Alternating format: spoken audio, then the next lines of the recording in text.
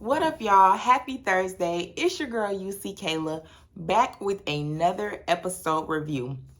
Y'all, this week, I'm not even going to hold you. It's not going to be long because if you watched the episode last night, you know what I mean. There is not that much to talk about.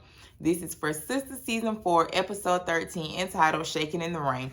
But before we get into it, y'all, please don't forget to hit that subscribe button. Go ahead and like, comment. I always love the comments. And share this video if you like the content, guys, so I know how you feeling. And also, another note before we get into it, y'all, I'm so sorry for missing my Monday video. See, what had happened was, no, seriously, what happened was Memorial Day Monday, I told y'all I wouldn't be posting because of the holiday, and also it's my son's birthday, my oldest son, not my baby. We have a new 7-year-old, so thank you guys. He told me to tell everybody thank you who wished him a happy birthday.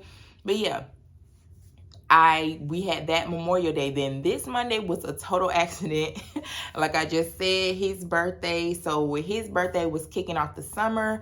If you don't know or you haven't concluded throughout my videos, I have 3 kids, but my oldest 2 are my bonus babies.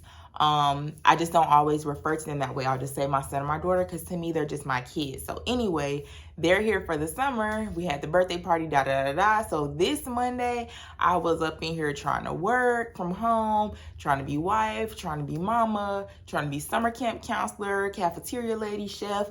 I couldn't do it, y'all. I'm so sorry.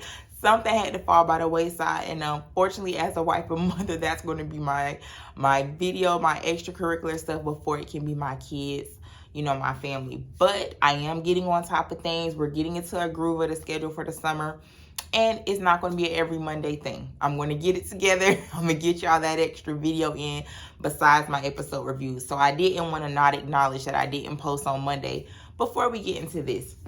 So just a little thing before we go. If you watch my videos to get spoilers, to decide should you watch the episode or whether you watch my videos after the episode to see my uncut opinion, either way, guys, it's going to be short and sweet. And something everybody will enjoy because I'm about to give it to y'all for real. And also, if you want to keep up with my opinions, follow me on Twitter. I'm at thatgirlKaylaD. I post a lot during the week, not just on show nights. On the show nights, I do live tweet Sistas and all the other shows that I watch, as well as I try to be very responsive. I actually talked to KJ Smith on Twitter a lot because she's very responsive with her fans, and I had tweeted saying that I want to be like that. No matter how big I get into influencing, I always want to try to be responsive to my fans as much as possible because that's something I really admire about her. So anyway, follow me on Twitter. You can keep up with me there. All right, guys, so let's get into it. This review is going to be more like an overview. Not that much happened, but here's a couple noteworthy things. Oh, let me give you the synopsis. Andy helps Fatima out of a bind as Karen receives some troublesome news. Pretty accurate. So Zach finished up his cram session with Jake. If y'all remember episode 12, Jake came over because he wanted to get Zach up to speed with things he should know should the SEC come after him. They finished that up.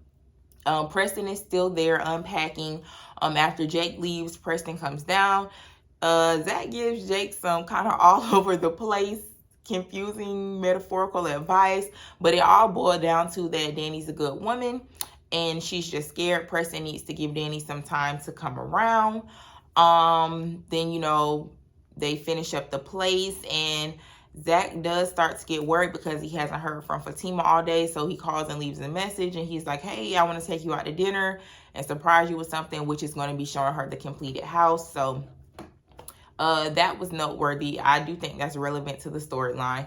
Next thing, Andy went to see Fatima in jail after Hayden told her at the law firm that, you need to find a new assistant or whatever, that he had Fatima arrested. Andy did let Fatima know that Hayden had requested to have her case come before a judge that he has rapport with. And also this same judge has like a no tolerance or very low tolerance for violent crimes.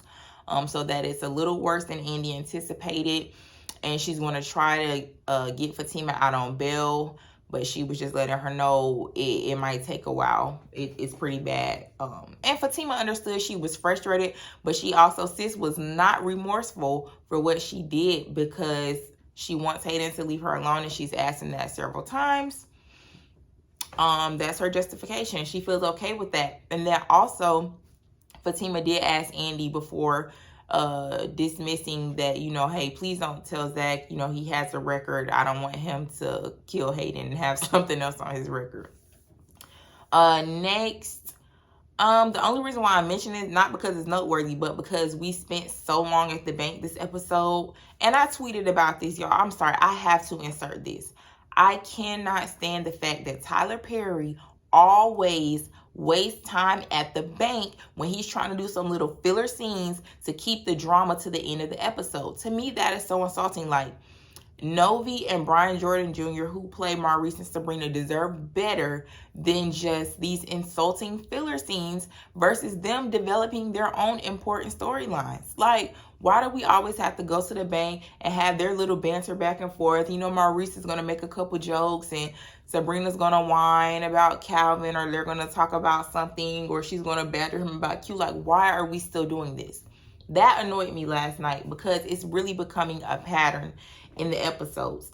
Nobody cares about Bio sending Sabrina all those flowers. Like, who does that? Why would you send 50,000 flowers to somebody's job? Like, that's a gesture. If you thought that was sweet, Bio, send that to the house. She's at work. You send her a vase to work. If you want to send her two, one for her teller desk and one for her office, okay. But why would you send a truckload of flowers to somebody's job? Sir, what are we supposed to do with these at work?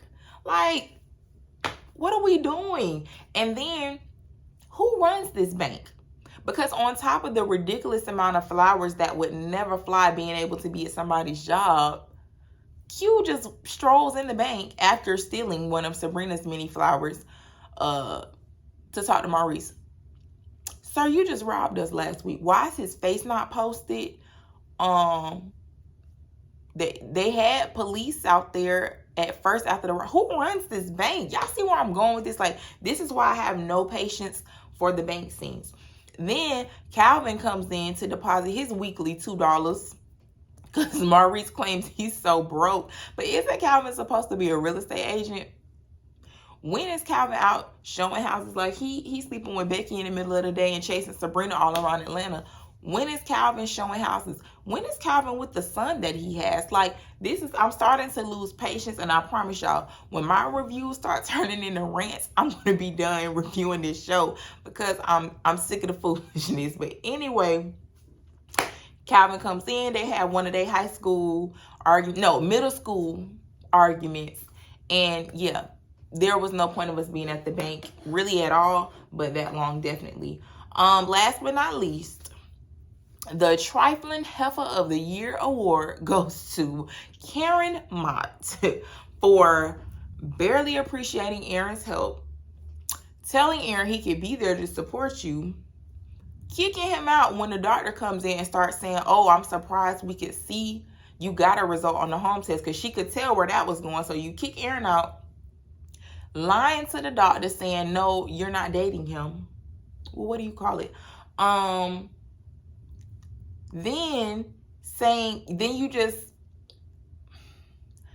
Karen, I'm trying not to get overly into it because I understand she's a character. Y'all have to bear with me. But it just irks my soul that then Karen stood there and had the unmitigated gall to be upset that you're just barely 4 weeks pregnant. This girl had literally planned and plotted on Zach. Like, she just, no matter what, she was going to stick to that being Zach's baby. And you could tell by her reaction that now there's been a wrench thrown in her plan. And now she has to really consider that Aaron could be the father, or maybe somebody else could be the father. Because y'all remember she's asleep with the Rico dude. So, but to me, it really irked me with her reaction, not of... You could tell the reaction didn't have anything to do with her being concerned about the state of her pregnancy. or anything like that. It was literally just, oh, I'm only just this amount, so maybe Aaron's right. Like, it wasn't said, but it was heavily implied. And y'all can tell me what you think in the comments. But like, it was hard for me to get out because I'm trying to like understand Karen. Yes, she's a character. Yes, there is, you know, a different level of concern, you know, when there's a lot going on and she's stressed about it and she's not in her ideal situation. I get that. But really, to me, all I got from that is, oh, maybe Zach actually isn't the father after. How can you be so sure? When, again, if Tyler Perry has this as her being only barely 4 weeks pregnant, if this is supposed to be between the closet incident she had with Zach and her sleeping with Aaron like a day or two later, how could you be so sure that Zach was a father? Y'all didn't even finish. Aaron busted in on y'all. Like, that's what's aggravating me about Karen at this point. Stop trying to force this man to be in your life. Why do you want somebody in your life who don't want to be in your life? And he already told you, baby or no baby, y'all are done. So anyway, Karen gets the Trifling Heifer of the Year award from me. But at least we did get some forward progression with that storyline. Finally, although it was the last 2 minutes of the show. But whatever. I'm sorry, y'all. I was really frustrated this week. Y'all tell me how y'all feel in the comments. Was anybody else feeling my frustration? Like, I'm sick of Tyler Perry wasting our time. These episodes, it does not take 3 and 4 episodes to be one day to barely tell us anything. It just doesn't. And season 3, like, we were up here with the drama, the storylines had developed, we were in the group, and now I feel like with season 4, I keep waiting for that big moment, and it's just like, Tyler Perry keeps letting me down. Maybe it's just me. I won't speak for everybody. So, all right, guys, we're on to the after show preview. I told you I'm gonna keep it short and sweet. I'm not doing a scene by scene breakdown this week. I don't have that much to talk about. After show preview. Fatima's in jail. And she's talking to Andy like, I should have let them dudes kill Hayden. Andy's like, you can't say that to me in here. My opinion, I mean, if she feels no remorse for her actions, then maybe she should have let him kill him. Because Hayden has been told her he's not going to stop. And it looks like as long as he's alive, he's not going to stop. So, there you go. I'm not a supporter of murder at all. But we're talking about Fatima's plight on the show. Next up, Aaron reassures Karen for the 11 millionth time that he'll give her the space to get through this. And he's there for her. She says, thank you. My opinion, I don't have one. How many times are we going to have this same literally word for word dialogue?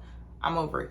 And you can also tell that nothing's going to happen with that situation on that next episode, because if that's the clip that made the previews, we're not going to get any real progression in that next episode. We're not. And she's probably not going to tell him the truth. I don't know how she's going to worm her way out of it, but Karen lies all the time. So there you go. Sabrina questions Maurice about Q being at his house when he gets home. I don't care. It's stupid. The fact that Q walked in there, the fact that Maurice is still in contact with Q, that Q made his house arrest be like, what are we doing? I don't care. Next, Zach and Hayden have an exchange at the office, and Hayden is taunting Zach about having Fatima arrested. Andy's like trying to keep Zach at bay, keep him from hurting Hayden and trying to usher him out. But then Hayden keeps talking, and Zach turns around and charges him like a professional football player, which DeVal used to be. So there you go. In my opinion, Hayden's a nuisance, and he literally started all this. He was not on Fatima or Zach's radar at all to bother, and he forced his way into their business. For all the people whose memory is short, yes, I understood Fatima dumped his daddy ashes, da-da-da-da-da. Fatima has imposed physical violence on him, but Hayden literally forced his way into their lives, into their business. And not only was he just snooping around in their lives and business, he began to try to ruin them and create drama for him. Because what? Fatima don't want you? Like, how do you feel justified to force your way into somebody's life and then begin to wreak havoc and ruin things when there's not any, like, there was no precedence between you and Fatima like that for you to even be at this level? So I'm not saying that everything Fatima has done is right. Yes, she has done things in the wrong way. But if you put yourself in their shoes, imagine the amount of frustration you would feel if somebody that you barely deal with is coming out of left field, literally causing serious havoc in your life. Your man has a criminal record. He's trying to turn his life around. And then this dude is constantly pulling him back. Like, She's upset and she's retaliating. And the key word is retaliation because Hayden started it. So that's my opinion. Next week's episode is season 4, episode 14, entitled Money is King. And the synopsis is that Hayden's mischievous ways push Fatima to a breaking point. So we'll see what happens with that, guys. I'm so sorry I ranted a little bit. Like, I'm serious. If my reviews just end up being straight up rants, I'm going to have to let it go, because I'm not saying I won't watch the show, but I just need something to like actually move forward on a consistent basis. And I don't think it's fair of Tyler Perry to take us from like season 1, season 2, like way up here, season 3, and then season 4. Like, why would you do that? Like, if we gotta wait a little bit longer in between seasons for him to write the best he can write, then I'll wait. I don't know about y'all. But anyway, thank you guys for joining me today. Thanks for watching. Don't forget to subscribe, like, share, and comment. Follow me on Twitter at @ThatGirlKaylaD. I hope y'all have a wonderful week, and I will be back, guys. If I have to change my day from Monday to a different day, I'm going to get that second video in, because I do love you guys. I appreciate my subscribers and those who faithfully watch, and I am going to get more content to you. Thanks, guys. Have a good weekend.